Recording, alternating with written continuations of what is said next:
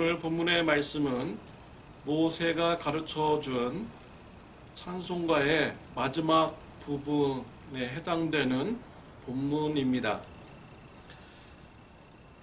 오늘 말씀을 통하여 모세는 이방인들을 하나님께서 심판하신다라는 이런 메시지를 주고 있습니다.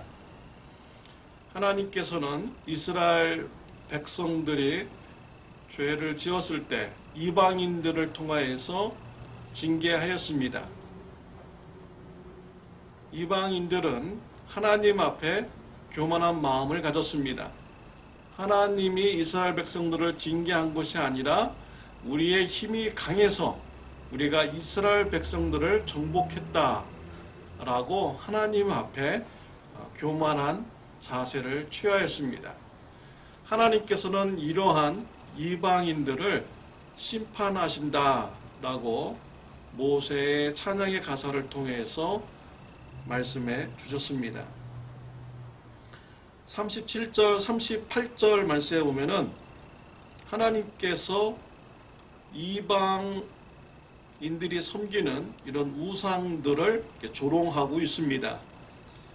37절, 38절 말씀에 보면 그가 말씀하시기를 그들의 신들이 어디 있으며 그들이 피하던 반석이 어디 있느냐 그들의 제물의 기름을 먹고 그들의 전제의 제물인 포도주를 마시던 자들이 일어나 너희를 돕게 하고 너희를 위해 피난처가 되게 하라 라고 하였습니다. 하나님께서 우상들을 조롱한 것이지요. 이방인들의 주는 우상의 제물을 먹는 그 우상에게 너희들이 그런 신들이 지금 어디 있으며 그러한 신들이 피하게 너희를 할 수 있느냐 라고 하면서 우상을 조롱한 것입니다. 또 42절에 보면 하나님께서 이방인들을 심판하시는 말씀을 주십니다. 내 화살이 피에 취하게 하고 내 칼이 그 고기를 삼키게 하리니 라고 했습니다. 화살로 피를 흘리게 하는 심판, 칼로 그들의 살이 베어지는 심판을 주신다고 말씀을 하셨습니다. 또 심판을 통하여 하나님이 어떠한 분이시님을 드러내십니다. 39절에 보면 나 외에는 신이 없도다. 나는 죽이기도 하며 살리기도 하며 상하게도 하며 낫게도 하시나니 내 손에서 능히 빼앗을 자가 없도다 라고 하였습니다.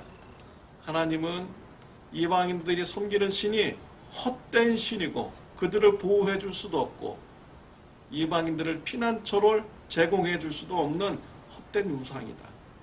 그리고 우상을 섬기는 이런 이방인들을 심판함으로써 하나님이 살리기도 하시며 죽이기도 하시는 이런 하나님, 그리고 오직 하나님밖에 신이 없다라는 것을 하나님께서는 보여주신다라는 것입니다. 또 40절에 보면 하나님은 영원히 살아계신 분이다 라고 말씀을 하고 있습니다. 하나님은 영원토록 살아계시며 사람의 생명을 주관하시는 분이 또 나라의 역사를 이끌어 가시는 분이 하나님이심을 밝히고 있는 것입니다. 우상을 섬기는 일은 하나님도 심판을 받습니다. 하나님 앞에 교만한 마음을 가진 자도 하나님의 심판을 받게 됩니다. 신은 오직 하나님 한 분만이 계시고요. 하나님만이 사람들의 죽고 사는 생명을 주관하시는 분입니다. 모세의 노래의 마지막 절은 결론을 말합니다. 하나님께서 이스라엘 백성 후손들이 우상을 섬길 때 심판하십니다. 심판 후에 은혜를 베풀어 주신다라는 결론을 말씀을 하고 있습니다. 속죄의 은혜를 베풀어 주신다라고 말씀을 하였습니다. 우리가 삶을 살면서 하나님의 심판이 임하여 우리 삶에 어려움이 올 때 하나님 앞에 나가 우리의 죄를 인정하고 고백하시길 바랍니다. 회개하시길 바랍니다. 하나님께 나아가 우리가 회개한다면 하나님은 우리에게 속죄함의 은혜를 베풀어 주시는 이런 분인 것이지요. 속죄함을 주시는 이 하나님을 붙드는 저와 여러분들이 되시기를 바랍니다. 모세의 이런 찬양, 이런 노래를요, 모세와 호세아가 이스라엘 백성들에게 전하여 줍니다. 오늘 본문에서 보면은 호세아라는 이름이 나오고 있는데요. 영어 성경에서 보면은 자슈아라고 이렇게 기록이 되어 있습니다. 그러니까 호세아는 여호수아를 가리키는 것이지요. 호세아, 여호수아, 예수 모두 다 구원의 의미를 가지고 있습니다. 모세가 이스라엘 백성들에게 전하해 준 이 노래, 찬송은 이스라엘 후손들에게는 구원의 노래가 되는 것입니다. 생명의 노래가 되는 것이지요. 그래서 47절에 보면 이는 너희에게 헛된 일이 아니라 너희의 생명이니 라고 했습니다. 모세가 가르쳐 주신 이 찬송가를 계속 후손들에게 부르게 하고 전해지는 것은 헛된 일이 아니라는 것입니다. 이스라엘 후손들이 생명을 얻게 되는 찬송이라고 모세는 말씀을 하였던 것이죠. 46절에 보면 모세의 찬송과 말씀을 받은 이스라엘 백성들이 할 일을 말씀하여 주고 있습니다.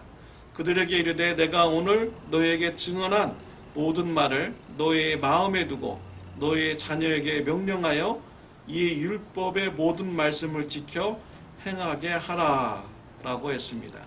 모세가 전하해 준 이 찬송 또 하나님의 말씀 이것을 마음속으로 받으라 라는 것입니다.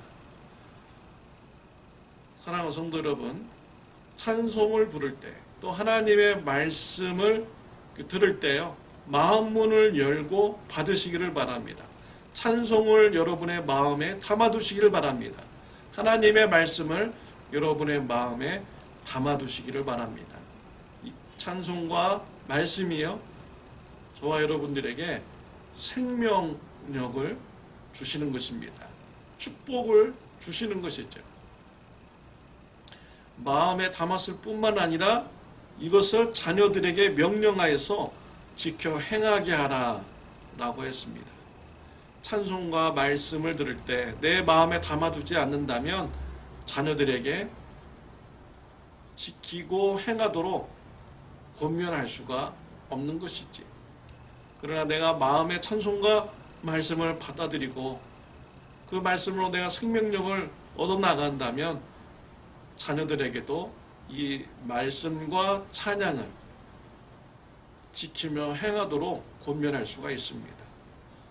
자녀들에게 계속 전수되어야만이 이스라엘 후손들이 죄를 지었을 때 회개하고 하나님 앞에 돌아올 수가 있는 것입니다.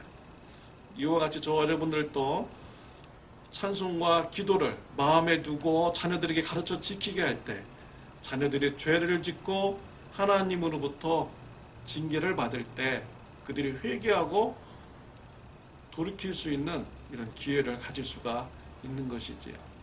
사랑하는 성도 여러분, 찬송과 말씀을 마음에 두어서 여러분의 가정에 속죄함의 은혜가 풍성하게 임하는 축복이 있으시기를 바랍니다. 기도드리겠습니다. 하나님 아버지 감사합니다. 우리가 찬송과 말씀을 우리가 부르며 들을 때 마음을 다해서 부르고 마음을 다해서 말씀을 받게 하여 주옵소서. 말씀을 지켜 행하는 자가 되게 하여 주옵소서. 자녀들에게도 부지런히 찬송과 말씀을 지켜 행하도록 권면하는 신앙인이 되게 하여 주옵소서. 성도님들의 가정에 속죄함의 은혜가 풍성하도록 은혜 베풀어 주옵소서. 예수님의 이름으로 기도드렸습니다. 아멘.